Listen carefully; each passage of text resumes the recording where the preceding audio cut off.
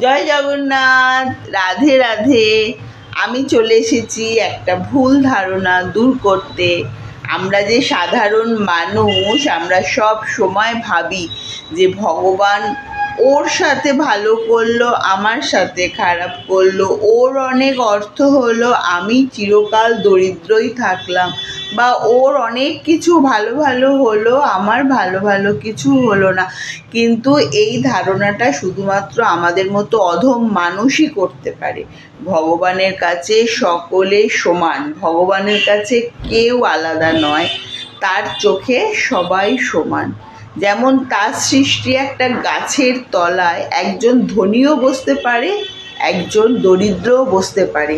তখন কি ভগবান ভাবে যে আমি ধনী লোকটাকে বেশি বাতাস দেব বা বেশি ছায়া দেব?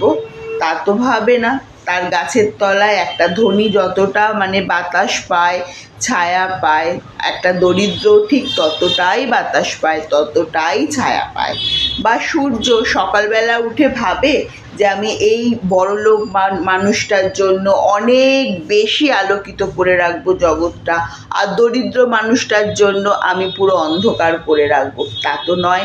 সূর্য যখন ওঠে আমরা সবাই সমানভাবে আলোটা পাই।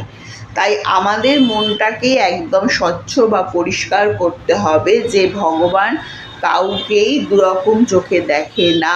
এটা আমাদের মানুষের একটা ভ্রম।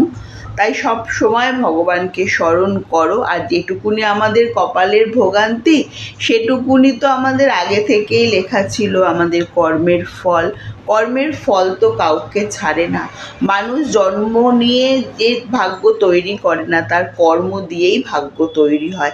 সেই জন্য ঈশ্বরের ওপর দোষারোপ করো না, নিজের কর্ম ভালো করো, সব সময় ভালো ফলই হবে। কেউ একটু আগে পায়, কেউ একটু পরে পায়। ভগবান কাউকেই কম খারাপ ভালো এরম চোখে দেখেন না। তাই আমি বলছি, জয় জগন্নাথ, রাধে রাধে। তোমরা সবাই ঈশ্বরের ওপর বিশ্বাস রাখো, আর তার সেবা নিজের মতো করে করে যাও। তিনি কোন ফলটা দিচ্ছ, কোন মিষ্টিটা দিচ্ছ তিনি দেখতে আসেন না। তিনি দেখেন তোমার মনের ভাবটা, তুমি কতটা ভালোবেসে তাকে দিচ্ছ।